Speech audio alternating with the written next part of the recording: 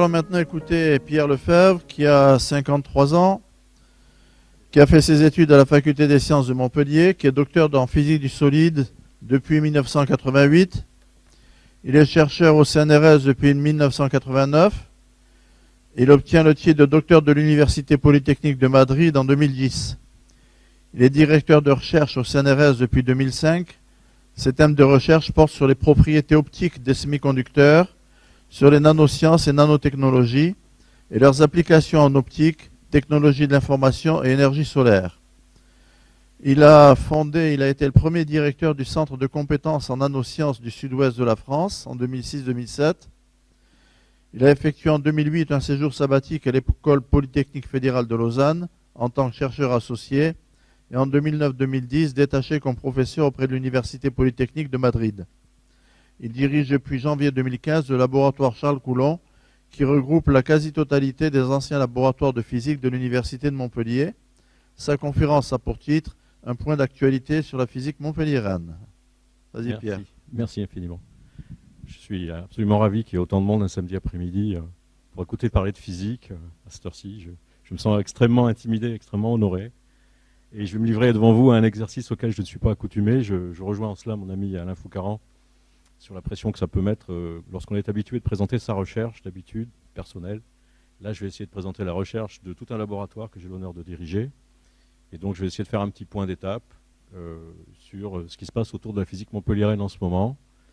Donc, je vais commencer tout simplement par situer Montpellier dans son environnement national et international au niveau de la physique, en utilisant un certain nombre d'indicateurs dont j'ai le goût et le goût que je partage avec le président de notre académie, un certain nombre d'indicateurs qui sont en général, qui ont le don d'irriter ceux qui ne les aiment pas parce qu'ils ne leur profitent pas.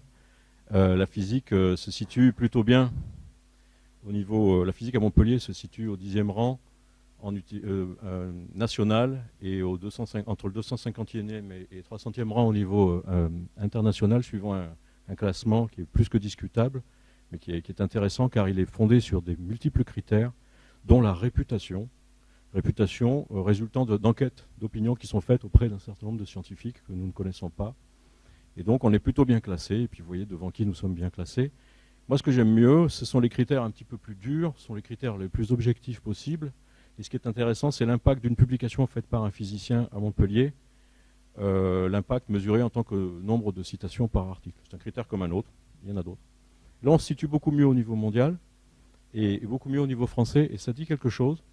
Ça dit qu'il y a un travail qu'il faut faire, et que je suis en train de faire devant vous. Il faut beaucoup mieux communiquer sur ce qui se fait en physique à Montpellier, parce qu'il se fait de la très très bonne recherche, et puis ça ne se sait pas tellement. Donc voilà, c'est important de faire connaître un petit peu le site de Montpellier en physique en tant que site de Montpellier en physique. C'est ce que je vais m'efforcer de faire devant vous aujourd'hui. Donc il y a deux laboratoires qui font très officiellement de la physique. Il y a le laboratoire Univers particules de Montpellier, et puis le laboratoire Charles Coulomb, qu'on surnomme le L2C entre nous. Et bien évidemment, il se fait aussi beaucoup de physique à l'Institut d'électronique du Sud. Il se fait de la physique aussi au laboratoire de mécanique, il se fait de la physique à beaucoup d'endroits. Donc évidemment, on ne va pas s'approprier la physique à nous tout seuls. Et puis j'ai supplié jusqu'à très récemment mon collègue directeur du LUPM de me fournir 2-3 transparents pour présenter son laboratoire. Ben, je ne les ai pas, donc je me suis un peu débrouillé tout seul. Et tout ce que vous saurez aujourd'hui sur le laboratoire Univers et particules de Montpellier, ben, c'est que c'est un laboratoire qui s'intéresse, comme son nom l'indique, aux particules, aux astroparticules, un peu à la physique théorique, qu'il est composé d'une trentaine de chercheurs et qu'il a été créé comme le laboratoire Charles Coulomb en janvier 2011, puisqu'en fait la physique s'est réorganisée à Montpellier autour de 2 laboratoires. Il y avait beaucoup plus de laboratoires auparavant. Et la ligne de partage s'est effectuée en fait en fonction d'une chose assez étrange, c'est qu'il y a différents instituts au CNRS et il y a un laboratoire qui s'est constitué autour de ce qui s'appelle l'Institut de physique du CNRS, c'est mon laboratoire, et celui-là s'est rassemblé autour de l'Institut qui s'occupe de la physique des particules. Et donc c'est là que la ligne de partition s'est faite. Nous nous entendons très bien, et donc il n'y a strictement aucun problème entre les laboratoires de physique. Et donc je vais vous parler du laboratoire Charles Coulomb. Alors on a vu pendant les 2 jours qui viennent de s'écouler que les instituts dans les différentes disciplines se sont dotés de noms de personnages prestigieux de Montpellier qui avaient effectivement dans le domaine de la chimie, dans le domaine de la botanique, fait les heures de gloire du site montpelliérain. C'est un petit peu plus difficile à trouver à Montpellier, ou alors en prenant des gens qui sont peut-être encore de ce monde, donc il serait quand même pas forcément pertinent de leur donner un nom d'institut. Et donc nous sommes allés chercher en fait Charles Coulomb. Alors Charles Coulomb, ça a l'avantage, compte tenu de la très grande diversité de la physique à Montpellier, d'être un nom qui fait référence à quelque chose que tout le monde connaît. Tous les gens qui ont fait un peu de physique connaissent la loi de Coulomb, c'est la loi qui vous donne l'attraction entre deux charges électriques. Et il se trouve que le père de M. Coulomb était montpelliérain et que pendant 2 années de sa très brillante carrière, M. Coulomb est venu travailler au bénéfice de l'Académie de Montpellier. Je n'ai pas réussi à trouver un lien direct entre l'Académie de cette époque et celle d'aujourd'hui. Mais en tout cas, voilà, Charles Coulomb a des liens avec la ville de Montpellier et les collègues qui ont présidé à l'attribution du nom il y a déjà donc, quelques années, eh bien, ont trouvé pertinent de lui donner ce nom. Alors, nous avons un laboratoire qui est finalement, de par ce rassemblement de personnes, est devenu le plus gros laboratoire de physique de toute l'Occitanie. Et puis voilà, bon, vous avez les chiffres clés pour l'histoire de vous figurer un petit peu ce que ça représente. Ça représente à peu près 230 personnes. Et puis, il y a une production scientifique qui est assez intense et puis qui est très reconnue internationalement. On produit beaucoup de thèses.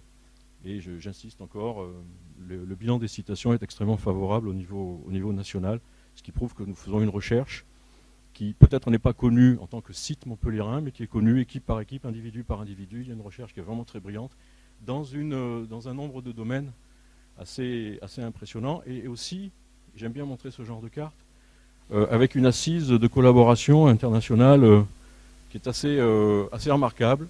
Alors vous voyez ici, j'ai pris pour les échelles en dessous de 20 publications depuis l'existence de ce laboratoire, j'ai mis des petites pastilles vertes. Et puis quand les pastilles seraient devenues trop grosses, j'ai mis directement les chiffres. Donc vous voyez avec qui nous publions, nous travaillons à peu près avec tout le monde, les États-Unis, la Russie, la Grande-Bretagne, la Pologne, l'Allemagne, le Japon. Et donc nous avons des collaborations avec des pays aussi assez exotiques, même vraiment dans des endroits à circuler. Et donc l'assise internationale du travail du laboratoire Charles Coulomb est vraiment remarquable. Et puis nos cœurs de métier, je vais en dire 2 mots. Il y a une célèbre phrase du général de Gaulle qui concerne un pays qui comporte 258 sortes de fromages. J'ai un petit peu ce sentiment parfois quand je dirige le laboratoire Charles Coulomb, étant donné la diversité de ce qui s'y fait. Et donc voilà, la base c'est quand même la physique de la matière condensée, qu'elle soit bien organisée sous forme de cristaux, par exemple en physique des semi-conducteurs, ou moins bien organisée comme dans le cas des verres, par exemple. Nous avons un site avec énormément de spectroscopie optique. Alors la spectroscopie optique, vous savez, c'est l'analyse de la lumière qui peut être transmise ou émise par la matière. Et donc on fait énormément de choses dans ce domaine-là. Nous avons une grosse base théorique, beaucoup de simulations. Nous nous intéressons en collaboration avec les très grands instruments qui existent en France à la physique des hautes énergies. Les nanomatériaux, bien entendu, vous avez entendu parler des nanotubes de carbone, vous avez entendu parler du graphène. Nous avons des équipes qui sont extrêmement reconnues dans ces domaines-là. Et puis aussi de la physique un peu plus appliquée, en particulier dans le domaine des capteurs ou du photovoltaïque. Je ne vais pas vous parler de tout ça. Je vais peut-être lever un coin du voile sur une recherche qui m'est familière, celle que je conduis moi-même, et encore très brièvement, parce que je voudrais mettre l'accent dans la deuxième partie de cet exposé sur ce que fait la physique montpelliéraine dans l'actuel et le futur périmètre et le futur paysage montpelliérain. Vous avez entendu parler de l'ICIT, vous savez que l'accent va être mis sur le site montpelliérain, sur les sciences de la vie, l'agronomie, l'environnement, la biologie santé. Eh bien, ce que je voudrais vous mettre en exergue aujourd'hui, c'est comment et pourquoi nous nous intéressons aussi à ces domaines. Vous savez que physique signifie science de la nature, c'est-à-dire que la physique et les physiciens s'occupent de tout, se mêlent de tout, mais je vais vous l'illustrer tout à l'heure. Et je vous montrer quelques photos prises comme ça à la volée pour partager avec vous ce que c'est que la vie un peu des physiciens. Donc vous voyez les jolis instruments avec lesquels nous travaillons avec des très basses températures, l'hélium liquide, c'est notre quotidien, nous travaillons avec des lasers, il y a 100 lasers au laboratoire Charles Coulomb. Là ici, il y a quelqu'un qu'il va falloir que je gronde parce qu'il se met délibérément en danger et sous ma responsabilité, donc ça ne va pas du tout. Il travaille avec des très grands champs magnétiques. Vous voyez qu'une manip de physique, c'est une manip où il faut un petit peu voir la filoche qui dépasse et le tournevis posé sur la table. Sinon, ce n'est pas vraiment de la physique. Et vous voyez aussi que nous avons nous-mêmes nos bâtis d'épitaxie par jet moléculaire dont Alain a parlé tout à l'heure. Nous avons même un four pour fabriquer du graphène, où les opérateurs sont obligés de... On n'entend pas? Oh, pardonnez-moi. Merci. Je relève un peu plus le micro. Ça va être difficile, peut-être, non? Ça va? C'est pas trop fort? Voilà. Donc nous avons aussi un four pour fabriquer du graphène, où les gens sont obligés, eux, de se protéger. Et puis, j'aime bien la photo de mon collègue Gilbert Moutaka, qui illustre bien finalement ce que nous faisons tous. C'est-à-dire qu'une fois qu'on a fait nos manips, et une fois qu'on a fait toutes ces expériences, etc., il faut comprendre, il faut faire des équations, il faut réfléchir aussi. Donc voilà le travail au quotidien des physiciens. Et je vais prendre un exemple qui me concerne, parce que c'est la recherche que je mène, qui concerne les propriétés optiques des nanostructures quantiques. Il y a beaucoup de mots-clés là-dedans. Nanostructure, ça veut dire des matériaux dont au moins une dimension ont été structurés à l'échelle nanométrique. Pour illustrer ce que Alain évoquait tout à l'heure, vous voyez, on peut avoir des matériaux qui ont été fabriqués, ce sont des cristaux, et vous voyez ces petites lignes ici, c'est tout simplement qu'on a changé de cristal, on met un cristal puis l'autre, et on les fait pousser comme ça, sous forme d'un nanofil, mais que l'on arrive à structurer. Et la structuration interne, vous voyez, ça forme ces tout petits objets qui sont inférieurs à quelques nanomètres. Et parce qu'ils sont inférieurs à quelques nanomètres, et parce que nous savons faire les calculs et que nous savons les observer, en fait, on peut maîtriser leurs propriétés. Et c'est ce à quoi nous jouons. Et ça, c'est ce que nous regardons. Par exemple, ici, vous voyez que dans cette petite série de toutes petites couches qui font 4 monocouches atomiques, 6 ou 9 monocouches atomiques, tout simplement parce que les couches sont aussi fines que ça, eh bien, le spectre d'émission, c'est-à-dire finalement la couleur qui va sortir de l'objet, va varier et d'une manière que nous savons contrôler, que nous savons calculer, que nous savons prédire. Tout ça, à quoi ça sert? Eh bien, en fait, ça sert aux diodes électroluminescentes ou aux diodes laser qui font partie de votre quotidien. Vous avez toutes et tous dans vos poches ou sur les phares de vos voitures aujourd'hui des diodes électroluminescentes blanches qui sont toutes faites avec des puits quantiques à base de nitrure, de gallium et d'indium. Donc ces choses que nous étudions depuis 1995 à Montpellier, aujourd'hui elles sont largement industrialisées, et donc une partie de nos activités, et en tout cas des miennes, c'est d'essayer de faire en sorte d'augmenter encore les performances de ces choses-là, ou de comprendre encore mieux comment ça marche, et comment les faire mieux marcher.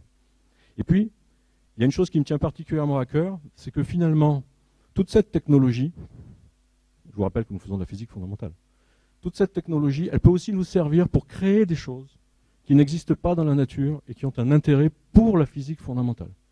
Et on s'éloigne dès lors, de nouveau, très fort des applications potentielles.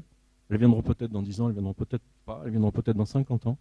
Typiquement avec des structures extrêmement complexes, telles que celles que vous voyez ici, et puis le savoir-faire, le développement d'expériences très perfectionnées, on arrive à créer et à manipuler des particules qui n'existent pas dans la nature. Alors, je vais essayer de vous faire passer un concept qui est un peu difficile. Le polariton que vous voyez nommé ici, le polariton, c'est un complexe, une particule qui est un mariage intime, quantique, d'un électron, d'un trou et d'un photon. Un photon, c'est un grain de lumière. Bien, cette particule que nous arrivons à fabriquer artificiellement, elle peut avoir des propriétés physiques très mystérieuses, qu'on appelle les propriétés de condensation. On arrive à les condenser dans un état qui, jusqu'à présent, a été obtenu avec des atomes extrêmement froids dans des manips qui sont aussi grandes que cette pièce. Et là, ce que sont arrivés à faire mes collègues, Thierry Guillet, que j'aurais dû nommer sur ce transparent en particulier, c'est d'arriver à faire un tel condensat quantique dans un dispositif solide, assez complexe à élaborer, et à température ambiante, c'est-à-dire très très différente des conditions expérimentales qui avaient été réalisées jusqu'à présent. Est-ce qu'il y aura un jour une application de ces choses-là? Il y a quelques pistes, mais ce n'est pas le but. En tout cas, on arrive à faire cette espèce d'aller-retour vertueux entre une science qui est guidée par les applications, qui permet de développer des très gros instruments, des très grosses machines, comme Alain vous les a montrées tout à l'heure, et ensuite on fabrique des objets qui nous permettent de nouveau de faire de la physique fondamentale extrêmement poussée. Le moteur économique qui pousse à fabriquer des très gros instruments permet de revenir à faire de la physique fondamentale toujours plus poussée. Donc c'est ce que j'appelle le cercle vertueux qui existe entre la technologie, qui est quand même le moteur économique de tout ça, ne nous le cachons pas, et la physique fondamentale. Et puis donc, comme je vous l'ai annoncé, je vais essayer de replacer un petit peu la physique actuelle et future dans, par exemple, l'ICITMUS, dont vous avez entendu parler, et qui s'intéresse principalement à l'environnement, à la biologie santé et l'agronomie. Et je vais vous montrer comment la physique travaille dans cet environnement et apportent des choses qui peuvent être utiles à toute cette grande communauté qui nous entoure. Donc par exemple, il y a une chose qui est assez intéressante. Nous avons une collaboration actuellement, mes collègues Laurence Ramos et Amélie Bant, une collaboration avec un laboratoire qui appartient à l'INRA, à Supagro et au CIRAD. Et pour un physicien qui est spécialiste de la matière molle, qui a des outils, qui a des concepts, des théories et des instruments dans le domaine de la matière molle, figurez-vous que le gluten, dont on entend parler dans les magazines féminins, est un réseau viscoélastique. Bien. Bon. Il a des propriétés particulières et c'est une source de protéines disponible pour remplacer éventuellement la viande qui est coûteuse, qui n'est pas très écologique, etc. Et le rôle du physicien, ça peut vous paraître étrange, mais là-dedans, par exemple, il peut servir à faire, et je n'ai sorti que 2 lignes parmi les 6 ou 7 que mes collègues m'avaient fournies, à faire une première mondiale, par exemple, dans l'obtention de suspensions stables de gluten. Moi qui viens de la physique des semi-conducteurs, ça ne me parle pas énormément, mais il semble que ce soit extrêmement important, et que c'est un résultat qui est publié dans les meilleures revues internationales. Donc vous voyez, la physique peut venir au secours de la science agronomique, de l'alimentation, etc., avec des outils de physico-chimie, de caractérisation. Il y a un autre domaine dans lequel nous agissons, c'est le domaine de l'observation poussée des processus du vivant. Puisqu'en fait, en physique, nous disposons d'instruments, j'ai parlé de spectroscopie, nous avons des microscopes poussés, on a des microscopes à force atomique, dont vous avez peut-être entendu parler, on promène une pointe extrêmement petite, extrêmement près d'une surface, et on va regarder les petits objets qui sont sur cette surface avec une résolution de l'ordre du nanomètre. Eh bien, on peut avoir envie de s'intéresser à des processus. Et là, j'ai pris un exemple particulier parce que c'est un projet qui nous tient à cœur et qui a été lancé il y a un peu plus d'1 an par Pascal Fabre, qui nous a rejoint en mutation, et Mathieu Georges, qui est un spécialiste de la microscopie à force atomique. Donc, en fait, c'est un projet qui concerne la dégradation des plastiques en milieu marin. Alors, bon, inutile de vous dire que c'est une problématique extrêmement grave. On parle d'un 7e continent avec tous ces petits morceaux de plastique qui flotteraient à des endroits dans l'océan. Et puis, ces morceaux de plastique sont dégradés d'une manière encore assez peu connue par l'agitation mécanique des vagues, les ultraviolets du soleil, et aussi par le contenu bactérien des océans et de la mer. Et donc, en fait, ce qui est d'intérêt pour les gens qui s'intéressent à cette problématique, c'est de regarder comment finalement ce petit bout de plastique va se dégrader. Il y a 2 processus principaux, il y a la fragmentation, puis il y a l'assimilation, en particulier par ces petites bactéries. Et le parti pris de mes collègues, c'est en fait un parti pris assez original, c'est plutôt que de faire ce que font d'habitude les physiciens, c'est-à-dire de rester dans des systèmes modèles ou dans des cuves où on reproduirait plus ou moins bien le milieu naturel. En fait, ce qu'ont décidé de faire nos collègues, c'est de travailler directement avec des gens qui travaillent dans le milieu marin, avec un laboratoire à Banyuls. Donc c'est un travail qui est essentiellement pluridisciplinaire. Vous avez des microbiologistes, des océanographes, des physiciens, des chimistes et des gens de la science des matériaux. Et les problématiques qu'ils ont décidé de regarder, c'est d'abord comment les différents mécanismes entre l'assimilation et la fragmentation, à quelle vitesse respective et relative ils se produisent dans le milieu réel. Et l'idée, c'est d'être capable, pour différents sacs plastiques ou différents types de matériaux, de prédire comment ils vont se dégrader à quelle vitesse.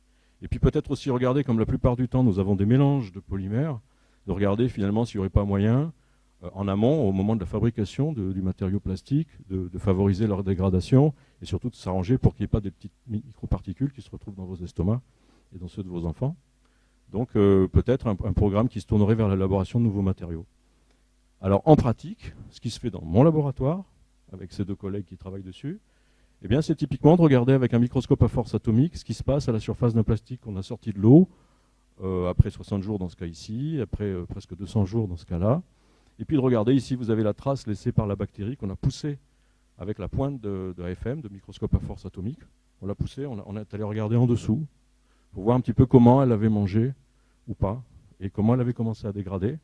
Donc je serais bien incapable de vous donner les détails, mais vous voyez à quelle échelle nous travaillons. Si vous voyez que l'échelle verticale est de 430 nanomètres. Et donc on va regarder en collaboration avec les spécialistes du domaine comment les fissures se créent, comment la dégradation mécanique s'impose. Et puis on va la suivre avec les instruments dont nous disposons. Donc ça, c'est un exemple de ce qui se fait dans un domaine qui a trait au mécanisme du vivant. Il y a un autre domaine dans lequel les physiciens sont assez aguerris, c'est le domaine de la modélisation. Donc il y a différents types de modélisation. On peut aller chercher la mécanique quantique, ça ne sera pas trop le cas dans ce domaine-là. On peut aller chercher la physique statistique, dans laquelle nous avons des gens qui sont extrêmement forts, et la physique non linéaire, qui s'applique particulièrement bien aux mécanismes qui sont pertinents pour les mécanismes du vivant. Et donc j'ai choisi 2 exemples. Il y a un collègue qui s'appelle Didier Fellbach, qui est un mathématicien de formation, qui fait de la physique théorique et de la simulation, et qui avait développé certains outils permettant de gagner du temps et de simuler un certain nombre de problèmes complexes qui n'avaient rien à voir avec le vivant. Mais il a rencontré un jour, presque par accident, un collègue qui travaille dans l'agronomie et qui s'intéressait au trajet de l'eau dans les plantes, qui apparaît être un problème extrêmement complexe et qui est un problème effectivement très important dans la mesure où il va y avoir probablement une raréfaction des ressources en eau, et donc les problèmes liés au stress hydrique, comme ils l'appellent, vont avoir une certaine pertinence. Et ils se sont rendus compte qu'effectivement, il y avait certaines problématiques qui étaient liées au trajet de l'eau dans les plantes, des problématiques qui intéressent vraiment les gens du domaine sur l'expression de certains gènes, l'adaptabilité aux conditions. Et les modèles qui existaient étaient extrêmement sommaires, en fait. On se contentait de dire, bon voilà, l'eau, elle passe par différents mécanismes, qui sont listés ici, on ne les voit pas très bien, de cellule à cellule, enfin bref, par différents mécanismes, et on avait fait une espèce de modèle un peu similaire à un modèle électrique avec des résistances à la propagation de l'eau. Ce n'était pas très satisfaisant, et surtout l'anatomie de la plante n'était pas prise en compte. Mais il se trouvait que les modèles qui étaient développés pour d'autres sujets par Didier Fellbach étaient totalement adaptés à calculer de manière très rapide, et j'en dirai pas beaucoup plus, à calculer finalement le trajet de l'eau, et notamment le trajet radial qui, semble-t-il, était un problème particulièrement compliqué. Radial veut dire évidemment le long du rayon. Et donc, voilà, il y a une publication qui est sortie, il y a un travail qui est en cours, avec une collaboration avec l'INRA et Supagro. On partait de quelqu'un qui calculait des métamatériaux quantiques, avec un programme de calcul qui lui a fallu quelques jours à adapter pour traiter un problème d'eau dans les plantes. Donc voilà aussi à quoi nous pouvons servir. Et ça ne circule plus. Ah si, voilà. Il y a aussi quelque chose d'extrêmement ambitieux. Je vous disais que la physique, ça s'intéresse à tout. Ça va creuser vraiment très très loin. Et ça va creuser même, je vais me rapprocher un petit peu, parce que ça va creuser même sur les mécanismes vraiment intimes, intracellulaires, comme vous les voyez ici. Alors je serais bien incapable de vous rentrer dans les détails ici. Ce que vous voyez ici bouger en rouge, c'est une mesure expérimentale. Vous voyez des cellules assez élémentaires, ce sont des bactéries. Vous voyez des cellules se diviser, vous voyez le petit point vert qui va, je me ferai probablement gronder en disant ça, mais qui va vous montrer finalement comment se répartit le matériel génétique, l'ADN, etc. Et finalement, c'est quelque chose qui est devenu assez courant pour beaucoup de gens. Hein. On voit ça, on se doute bien que les cellules se divisent, l'ADN se répartit. La vraie question, et c'est une question de physicien, c'est oui, mais comment est-ce que ça fait? Quel est le processus? Comment les choses se mettent en mouvement dans le milieu liquide à l'intérieur de la cellule? Alors on est loin d'avoir toutes les réponses, et c'est pour ça qu'on commence en bon physicien par les problèmes les plus simples, avec des bactéries extrêmement élémentaires. Mais là, il y a quelques mois de cela, eh bien, il y a un modèle qui est sorti où on a calculé et simulé la séparation du matériel génétique en se référant à un certain nombre de processus qui sont contrôlés par un certain nombre de gradients à l'intérieur de la cellule. J'ai révisé 10 fois avant de venir vous l'expliquer, mais je suis bien incapable.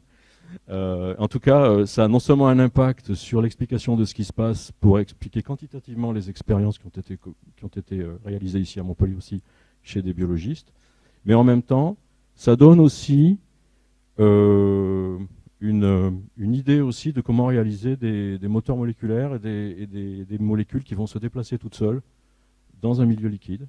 Donc finalement, là encore une fois, il y a un feedback, il y a un aller-retour vertueux entre une modélisation pour expliquer ce qui se passe dans le vivant, ce que la nature a réussi à faire à toute seule, et puis finalement aussi de se dire que ce sont des mécanismes qui pourraient être utilisés artificiellement pour réaliser un certain nombre de choses de manière totalement contrôlée. Et puis évidemment, la physique, c'est quelque chose qui aide beaucoup dans le domaine de l'imagerie. On a entendu une présentation hier sur l'imagerie médicale, et vous avez tous entendu comme moi, ce qui évidemment m'a fait plaisir de manière tout à fait corporatiste, qu'à l'origine de tout ça, il y avait un physicien.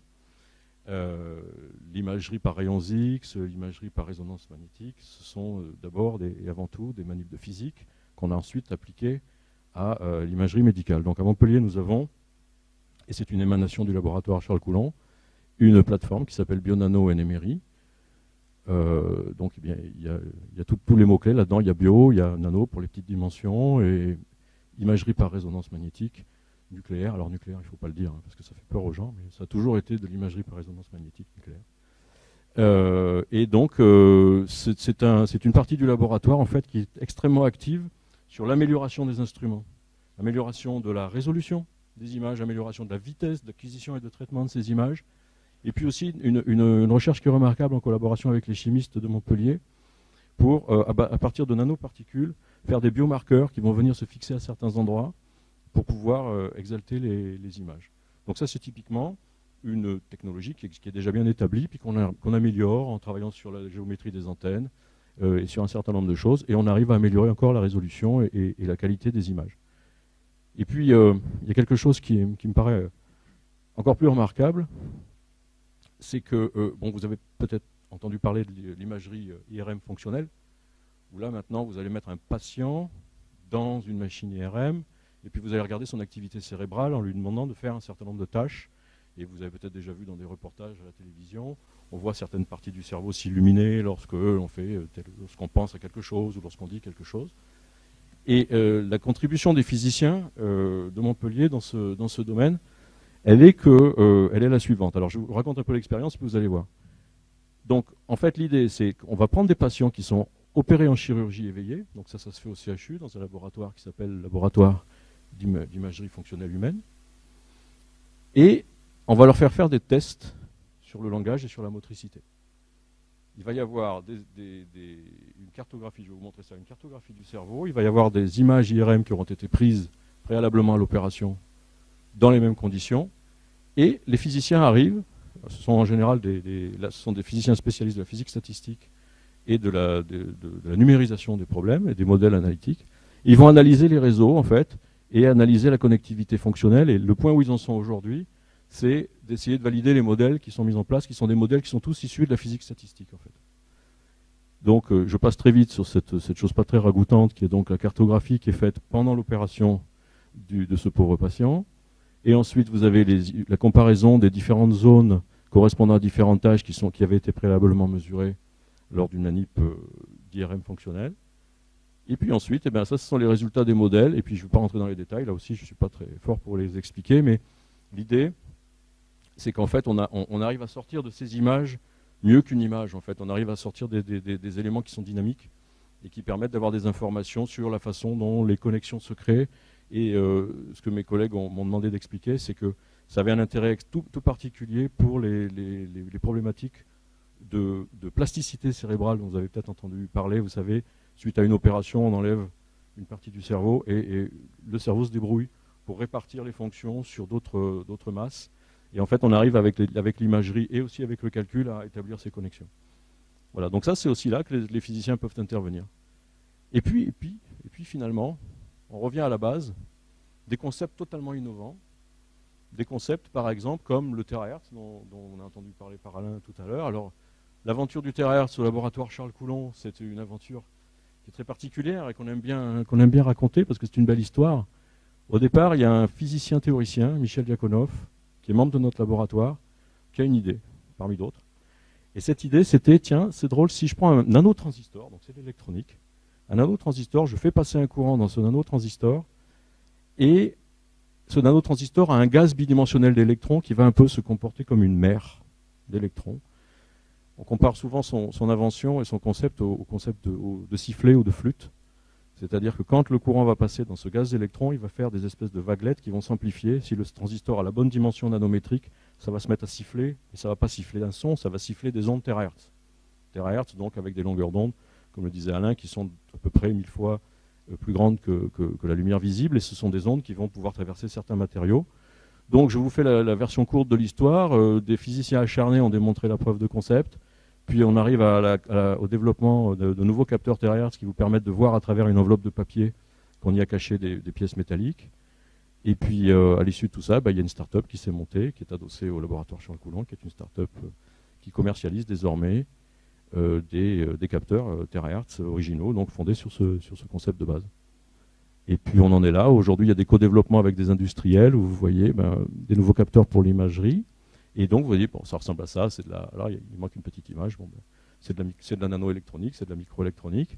Et puis ce que ça permet de faire, c'est de voir à travers, ici l'exemple c'était de détecter la présence d'une lame qui n'a rien à faire dans une petite boîte de pilules.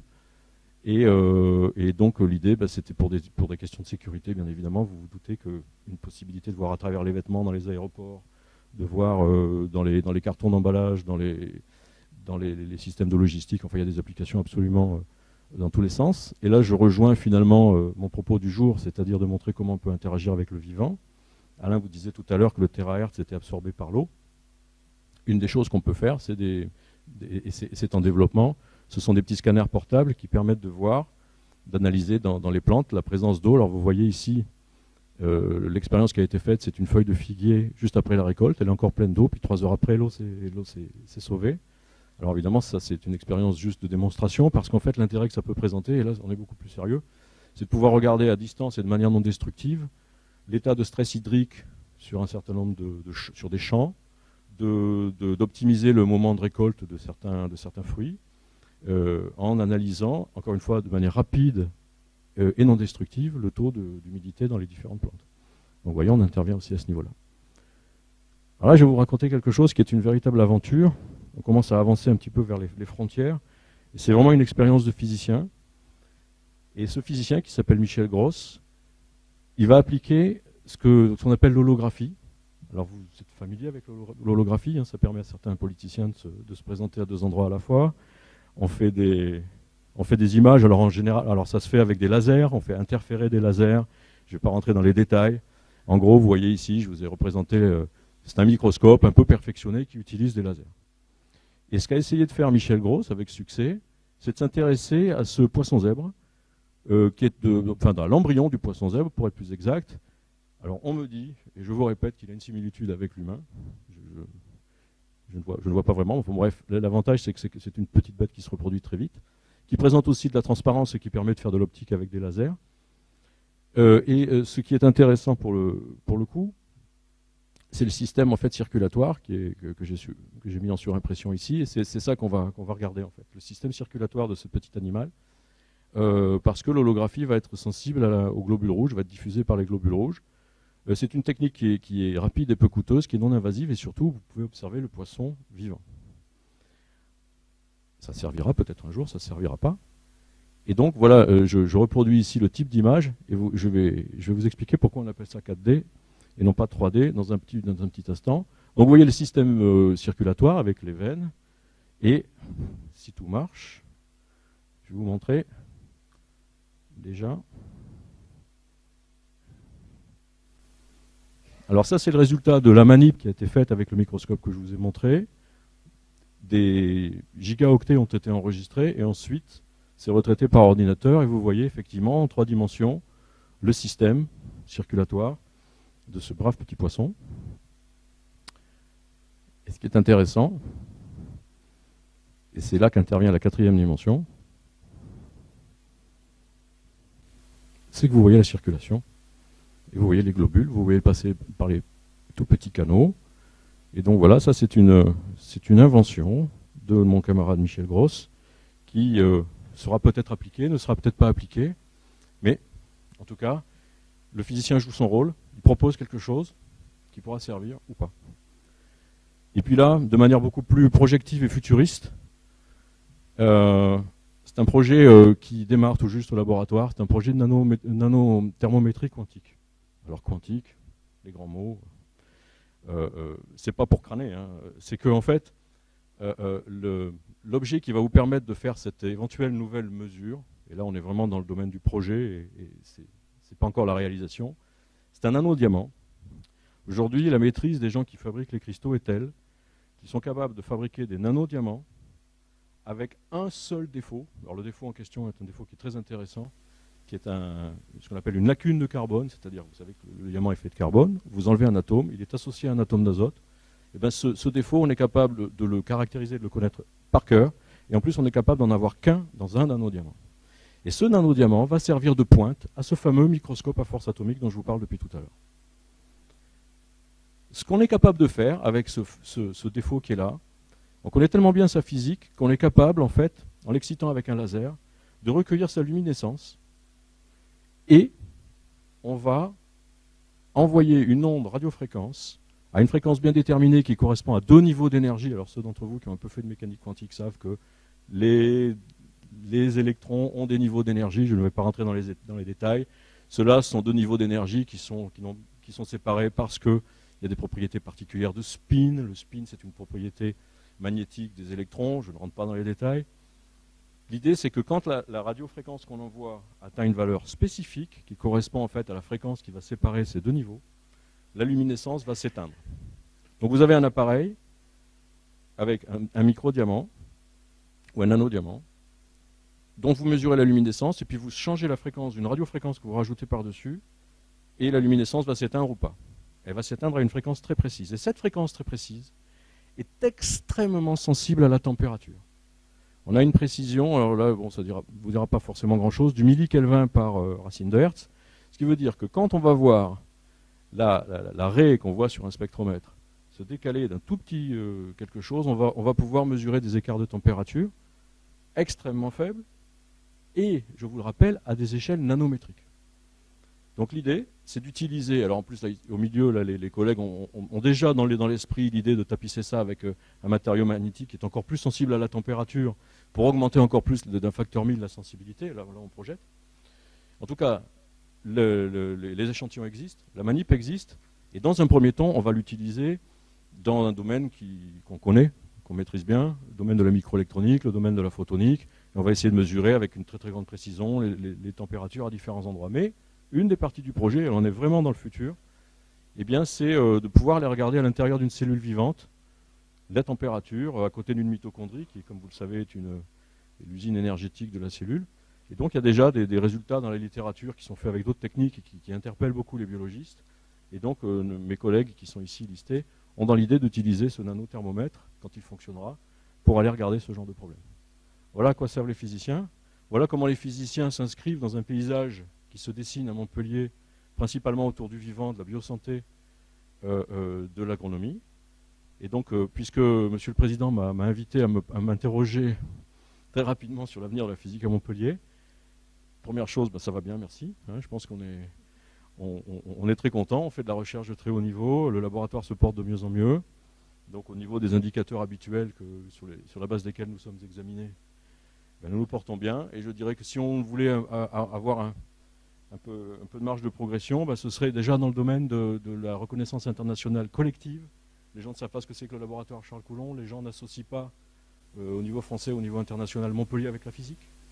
On sait qu'un parent d'élève qui aurait un élève brillant en physique va lui dire, écoute, va faire tes études à Paris ou à Grenoble, alors qu'en fait il pourrait très bien venir à Montpellier. Donc là, il y a un combat à mener et un travail à faire.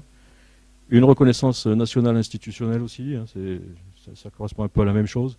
C'est-à-dire que à force que dans certains cercles, dans notre pays très centralisé, il se sache que la bonne physique se fait à certains endroits, on finit par ignorer de manière totalement institutionnalisée qu'il s'en fait aussi de la très très bonne à d'autres petits endroits qu'on ne connaît pas. Et donc là aussi, il y a un combat à mener.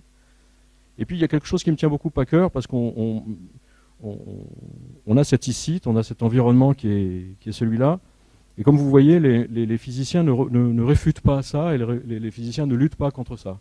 En revanche, ce à quoi je tiens énormément, et ce à quoi nous tenons tous, c'est d'expliquer la chose suivante. Si nous arrivons à faire toutes ces propositions aux interfaces, telles que je vous les ai montrées, c'est précisément parce que nous sommes bons, voire excellents dans nos cœurs de métier.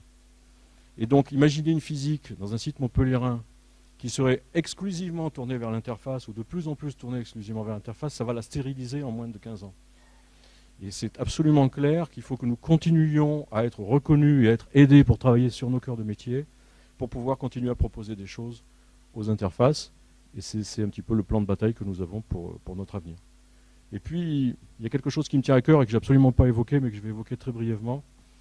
Le constat que je fais aujourd'hui, c'est que cette physique que nous avons à Montpellier, qui est excellente, elle devient malheureusement de plus en plus hors sol.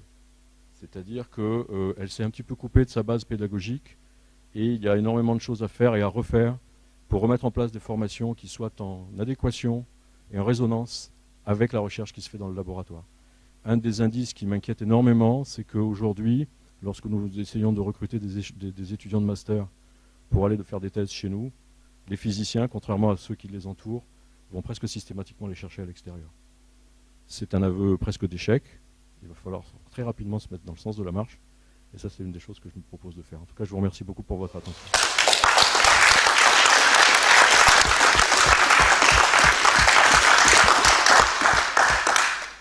Et il nous reste 5 minutes pour quelques questions.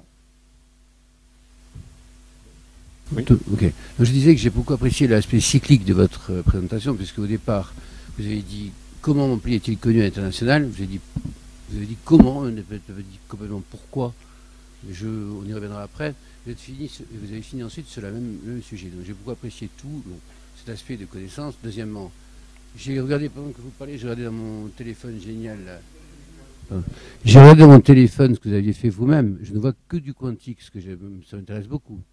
Vous avez parlé ensuite du gluten, on est quand même très loin du quantique, donc vous avez parlé certainement de tous les aspects de recherche dans votre laboratoire.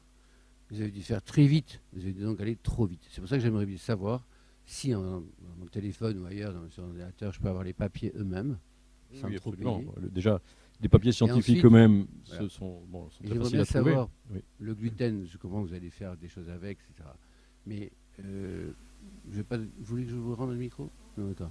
Voilà, j'ai des petites questions précises, mais je voulais dire que j'ai beaucoup apprécié, donc, d'une part, la présentation, d'autre part, l'aspect quantique, et d'autre part, l'aspect appliqué très loin de cela. Parce que le gluten, faire du gluten, je ne savais pas comment faire du steak avec du gluten, si je peux me permettre, je simplifie. Je ne sais pas non plus, hein. Je vous rassure. Et j'ai vu ensuite d'autres applications qui étaient très sympas, d'accord, mais je pense qu'au niveau du quantique, je vais vous n'avez travaillé que sur des choses extrêmement ésotériques, comme le gallium, etc. Je pense que vous n'avez pas assez parlé de votre travail à vous. Je ne vous connaissais pas il y a 5 minutes, j'ai vu ça dans le truc. Oui, bon, donc, comment puis-je faire pour, en termes à titre égoïste, comment puis-je faire pour avoir tous les papiers strictement aucun problème. Vous allez sur le site du laboratoire, il y a les papiers, la liste des papiers qui est accessible, et la plupart du temps, avec un lien internet, vous allez accéder aux papiers. Je dis ça parce que quand je regarde le JAX ou les trucs américains, je suis obligé de payer chaque fois. Ah oui, ça, effectivement, en général, nous trouvons très facilement les papiers parce que nous sommes à l'université, ça c'est certain. Après, vous mettez en rapport aussi avec... alors, il y a quelque chose qui est pratiqué par beaucoup de mes collègues. De plus en plus, les gens laissent les copies ou les tirés à part de leurs articles sur des sites comme ResearchGate, des choses comme ça. D'accord. Et donc, et puis de toute façon, vous pouvez toujours envoyer un mail aux chercheurs en question. Je vais commencer par les tirer à part, mais je lis beaucoup de choses. Bien sûr. D'accord. Mais vous pouvez identifier les noms des gens qui mènent la recherche qui vous intéresse le plus sur le site du laboratoire. Puis ensuite, vous envoyez un mail avec copie au directeur, qui se fera un plaisir de dire. J'avais une question précise sur le gallium. J'ai passé un truc très rigolo, j'espère. Ma femme est allergique au gluten. Comment elle fait pour manger des steaks au gluten? Elle aura beaucoup de problèmes avec les steaks en question, ça c'est certain. Je vous le rends. Mais sachez que cette conférence sera dans quelques jours sur le site de l'Académie. In extenso. Oui, c'est enregistré. Les instruments correspondants. Autre question? Oui, au passage. Effectivement, on a soulevé à plusieurs reprises le mot quantique et biologie. Qu'est-ce qu'on peut dire des processus biologiques que les biologistes voient de façon physique très classique sur l'intervention des phénomènes de type quantique et les réponses que vous pourriez y apporter avec toutes les technologies que vous avez? Alors, la mécanique quantique, elle est absolument partout, mais la façon qu'ont les physiciens de l'aborder, c'est de simplifier les problèmes et d'aller vers des systèmes assez élémentaires, et on est toujours très très effrayé par les systèmes biologiques qui sont d'une immense complexité. La blague dit que le physicien aime bien traiter le problème du poulet à condition qu'il soit sphérique et dans le vide, et adiabatique, c'est à peu près ça. Donc quand vous voyez le problème, ne serait-ce que de ce que je vous ai montré, c'est-à-dire à partir d'un système quantique qu'on va plonger éventuellement dans le vivant pour pouvoir mesurer une température, on sait déjà qu'on va avoir des problèmes avec le pH, qu'on va avoir des problèmes avec un certain nombre d'autres éléments qui peuvent eux aussi influencer la distance entre les niveaux quantiques. Donc vous voyez, je sais, pour l'avoir entendu au CNRS il y a 3 jours, qu'il y a un certain nombre de programmes qui commencent à se lancer au niveau international, avec des gens qui s'interrogent sur justement comment essayer de faire une relation entre la physique quantique et les systèmes biologiques. Mais on n'évitera pas de toute façon une sursimplification déjà pour commencer à comprendre un peu ce qui se passe. La physique quantique, elle intervient souvent à partir du moment où vous avez des distances qui deviennent petites, mais vraiment très petites, entre différents éléments. Elle est de toute façon à la base absolument partout. Mais ces relations avec les systèmes biologiques, c'est quelque chose qui ne sera pas pour cette décennie, ça c'est absolument sûr. Mais j'ai entendu dire pour la première fois il y a peu de jours qu'il y avait des gens qui commençaient à s'y intéresser. Oui, effectivement, pour répondre à votre commentaire de tout à l'heure, il y a tout un pan de l'activité au laboratoire que j'ai choisi aujourd'hui de ne pas vous présenter parce que je voulais vous faire cette situation avec nos interfaces, mais évidemment c'était tout à fait frustrant, d'autant plus que moi précisément je travaille dans ce domaine et donc je me suis un peu sacrifié et beaucoup avec moi aujourd'hui en tout cas pour raconter ce que je faisais. Ouais. Est-ce que vous avez des équipes qui travaillent sur les placements de surface et sur les boîtes quantiques, hein? Oui. Déjà, moi, je travaille sur les boîtes quantiques. Et les placements de surface, c'est pour essayer d'expliquer à nos auditeurs, les placements de surface, ce sont des... en tout cas, la maîtrise des placements de surface et le fait de métalliser une surface de matériaux de manière contrôlée, périodique, etc. C'est une manière d'exalter le signal lumineux, par exemple, qui va sortir d'un matériau, de l'exalter d'une manière qui va vous permettre, par exemple, avec une boîte quantique, c'est un tout petit objet qui est de taille quantique, qui va vous permettre d'exalter la luminescence de cette boîte quantique et idéalement d'arriver à contrôler l'émission de cet objet photon par photon, grain de lumière par grain de lumière, de manière contrôlée et à la demande. Et pourquoi c'est très intéressant ce truc-là? Pour l'instant, ce sont encore des manips de laboratoire, mais qui ont fonctionné déjà depuis un moment. C'est intéressant parce que si vous arrivez à faire une communication par fibre optique avec une clé de cryptage qui va être envoyée sur un seul photon, une chose est certaine, si quelqu'un essaie de détourner l'information, le photon disparaîtra et on saura à ce moment-là qu'on est en train d'être espionné. Donc pour ce qu'on appelle la cryptographie quantique, pour ce qu'on appelle justement la protection et la communication protégée, l'émission photon par photon et le codage de certaines informations sur un seul photon, c'est un enjeu qui est absolument considérable et il y a beaucoup de recherches qui se font là-dessus. Et les boîtes quantiques, avec cette exaltation par la plasmonique du signal, pour être absolument sûr en fait que la lumière ne soit pas émise de partout, mais dans la direction qui vous intéresse, c'est un enjeu. Il y a certains collègues du laboratoire qui travaillent sur ce sujet. Je crois qu'on avait une question de Michel Averrousse aussi. Oui, alors, je voudrais dire plusieurs choses. D'abord, je dirais des choses tout à l'heure sur tes conclusions que je trouve bien. Et ensuite, à un moment, tu as montré comment on pouvait passer d'une manip en gros à l'hélium liquide à avoir des résultats équivalents à la température ambiante. Alors ça, c'est extrêmement important parce que finalement, ça veut dire qu'on passe une température de laboratoire à une température industrielle. Et donc, ça a des développements extraordinaires. Je prends un autre exemple dans à peu près le même domaine, la détection infrarouge, qui est utilisée par exemple dans nos avions de chasse. C'est fait avec des composants à partir de tellurure de plomb, je crois. Et donc, il faut que nos avions de chasse aient des petits divoirs d'azote liquide pour pouvoir mettre leurs composants et détecter des trucs. À partir du moment où on sait faire ça à température ambiante, on vend l'avion qui est autour. Donc, vous vous rendez compte de l'enjeu que ça a. Bon, ensuite, tu as fait preuve de modestie, à mon avis, sur les conclusions. La reconnaissance nationale institutionnelle, je suis sûr que vous l'avez, il n'y a aucun doute là-dessus. Le CNRS vous considère comme un des labos phares du Centre national de la recherche scientifique. En ce qui concerne la reconnaissance internationale, tu as un peu raison, en ce sens que vous avez des individualités qui sont docteurs honoris causa dans des tas d'universités. Toi-même, tu as fait des stages dans des universités étrangères. Et donc, vous avez un nombre d'individualités de niveau international certain. Mais je me demande si ça, ce n'est pas un problème inhérent à la physique et à la façon dont on fait la recherche. Vous avez des contrats européens aussi en quantité, donc... J'ai